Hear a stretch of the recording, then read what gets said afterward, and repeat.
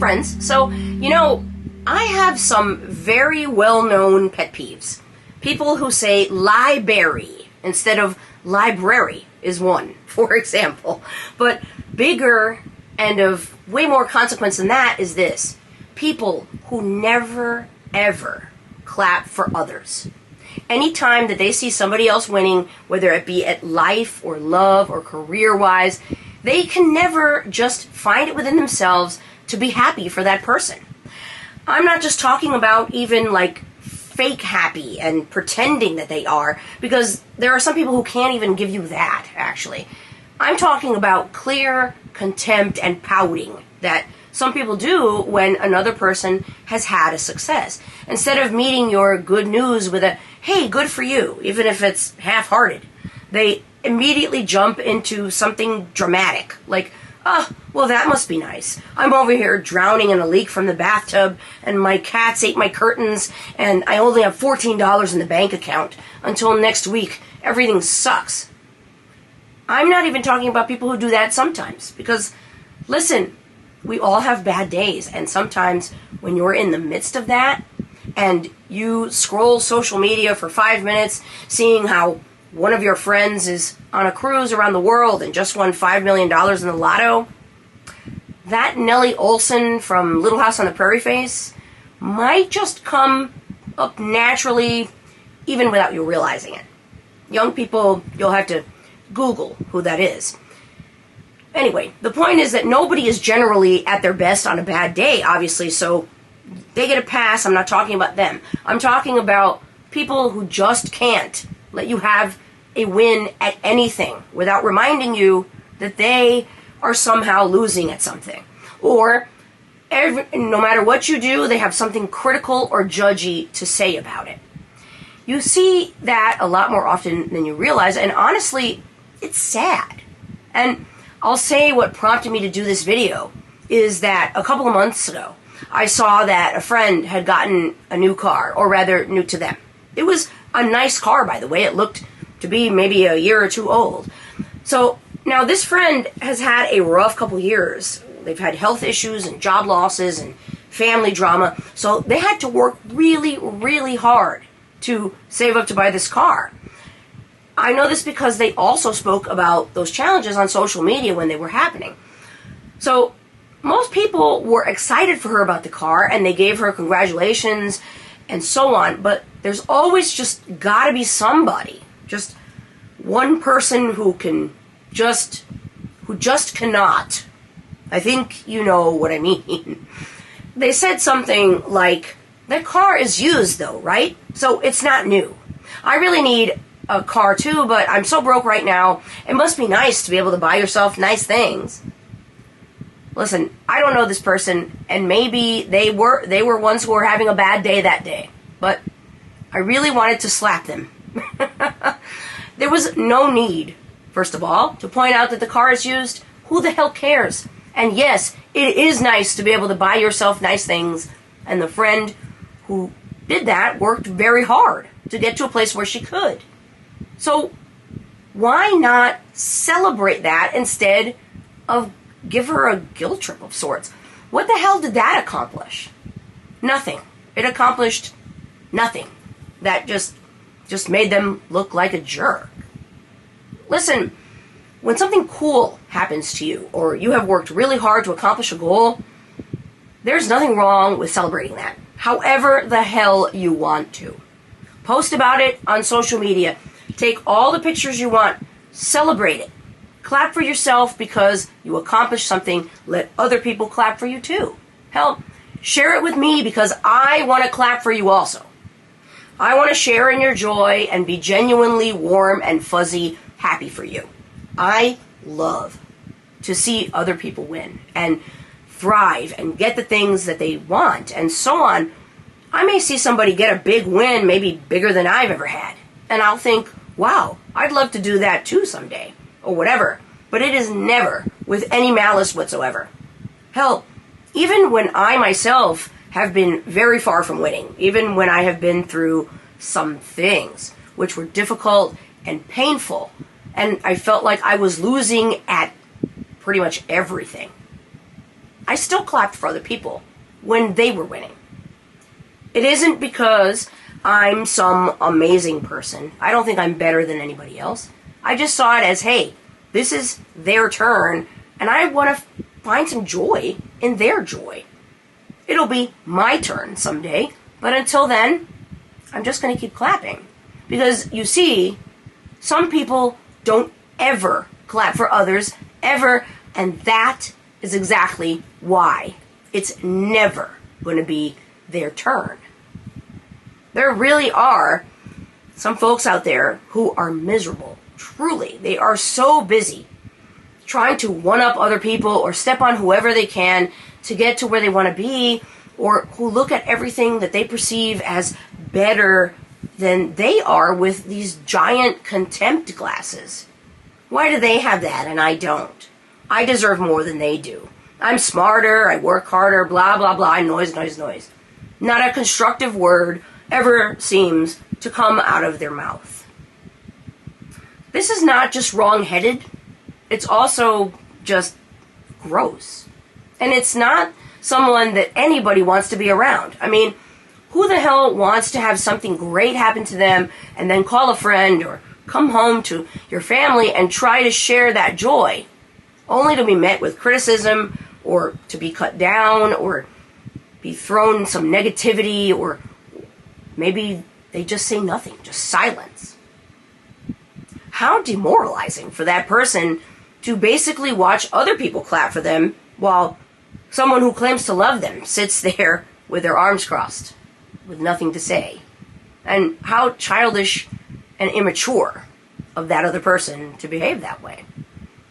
Listen, I don't know where people got the idea that one person having a win or success means that now there isn't enough for others. Now they can't have it. That's not the way the world works. People do this with even basic things sometimes, like human rights, as if one person having the right to do something means that you now don't. That's not how rights work. And it's not how happiness works or success works. Thinking otherwise is small-minded and ignorant. And I am not sorry about saying that. What drives people to be such nasty wretches like this? Unhappiness with themselves. Sometimes you succeeding is a reminder to someone else that they are not. And instead of trying to do something constructive about it, like improve their own situation, it's much easier to hate on that successful person. And also, insecurity. Nobody who is secure in their intelligence or their wealth or their success or any other thing that people tend to envy needs to tell you every 10 minutes how smart or wealthy they are. A lion has never tapped you on the shoulder somewhere to inform you that it's a lion, right? Of course not, because everybody can see that. And the same goes for people who are secure in their intelligence or success. They don't have the need to constantly try to cut down others who are also smart and successful, because they understand that there's room for everyone at the party, so there's no need to elbow anyone off the platform, so to speak. That's small person BS. And whenever I see someone who only ever has negative things to say about their colleagues or contemporaries or even friends, I see a person with some deep self-confidence issues. And while things like this are sometimes things you expect to see in business, especially one that's competitive, you see it the most in just regular old life stuff. Oh, you got a new couch? Well, I got one that's bigger and better and more expensive. You went on a trip around the world? Oh, well, I went to Jupiter for brunch 19 times last week. You think you're funny? Oh, I'm going to interrupt you constantly because I think I'm funnier, so I must try to one-up you. You think you're smart? Well, I think I'm smarter, so I'm going to sit here and argue with you about something I think I know just because I can't let you be right, even if you are.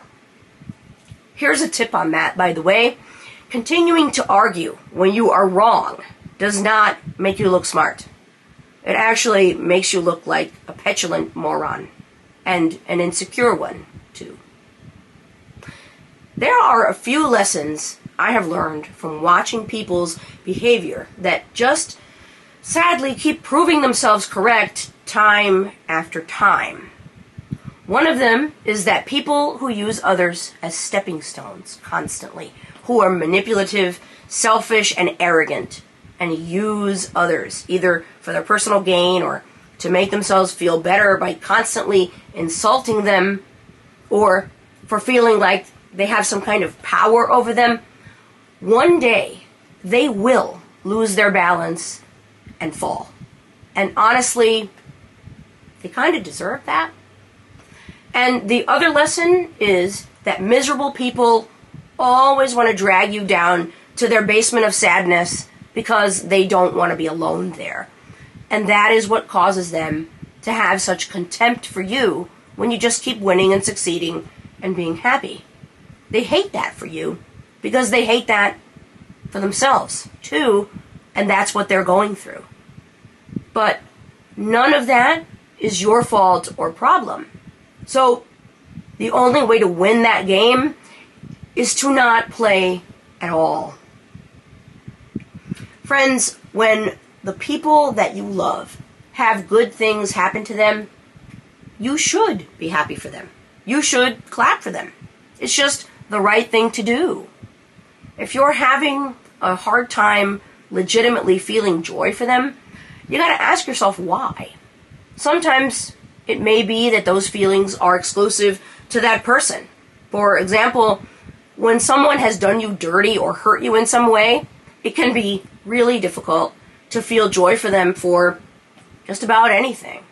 And that's a perfectly normal reaction. But that is usually situational and temporary. If it's not, then it's indicative of some other problem that might have been brewing there. But aside from those very specific situations, when you find yourself unable to be happy for anyone else about anything, that's a big sign that you need to pay attention to. You are sitting with some deep dissatisfaction about your life, friend. And if you're sitting there poo-pooing that notion, then you're probably in denial about that too. When you're happy with your life and satisfied with where it's going, you aren't having those struggles. You aren't grimacing when you put those hands together to clap for anyone else. That happens when you're struggling with things like comparison and low self-esteem. Sometimes it's just straight up envy. And while to use that word is, I think it's a little bit harsh, I also have to call it what it is. Envy is one of those emotions that has absolutely zero redeeming qualities. Even the word itself has a visceral reaction, which is why I said I wasn't sure if I wanted to use it. The whole thing can become really toxic really fast. And when it becomes deeply ingrained, it becomes so much more sinister or malicious, I guess you could say, than just simply admiring something that another person has. It can make people do some crazy things, and it dulls your good emotions in a big way. When you are deeply envious, you may find yourself just unable to feel empathy or even simple kindness towards that person that you envy. It can very easily lead to extreme anger. And I don't need to tell you why that is dangerous. And truthfully, it isn't great for the person who is envious either. It's a huge happiness killer. It makes you feel terrible in general, but especially about yourself. And it leads you to feeling hollow and just dissatisfied with everything. I don't think I need to say more than that, right? It's important to get in touch with yourself when you see yourself going this route. I can't stress this enough. If you are on that hamster wheel of negativity so firmly that you feel threatened or less than because of someone else's wins, it's time to have a little come on home meeting with yourself. Figure out why that's affecting you at all, because it really shouldn't. And better yet, work on your own wins and successes in such a way that you are too busy to spend that much time focusing on anyone else's. That his time, which is much better spent than being that guy or that girl who people secretly hate having to talk to because they never have anything nice or even moderately positive to say. If you think people don't notice this, you're kidding yourself. I don't know about you, but I always pay attention to people like that. And I always pay attention to the people who don't clap for me when I win. I'm happy to say that at this point in my life, I don't think I have too many, but I do notice when one slips in there somewhere. So, as the message says, friends, someone else's success is not your failure, nor will it ever ruin or threaten yours. Their wins don't actually affect you at all, and it will not ever make you feel happy to focus on that and make comparisons. It's just a waste of time that you could be using to get your own wins. So when you find yourself sitting with those feelings of contempt and, yes, envy, here's what to do instead. Remember that the permanent cure for envy is progress. Your progress. It's a lot easier to let comparison and other similarly damaging emotions go when you are making progress towards your own goals. Remember that the only real competition that you ever truly have against you is yesterday's version of you. If you take today's version and you keep moving forward in your own lane, not worrying about what everybody else is doing, not only will you be a lot happier, you'll have a lot more to show for it later on, too. That's all I've got for you this week. I'll be back next week with another priority message. Until then, take good care of yourselves. Bye.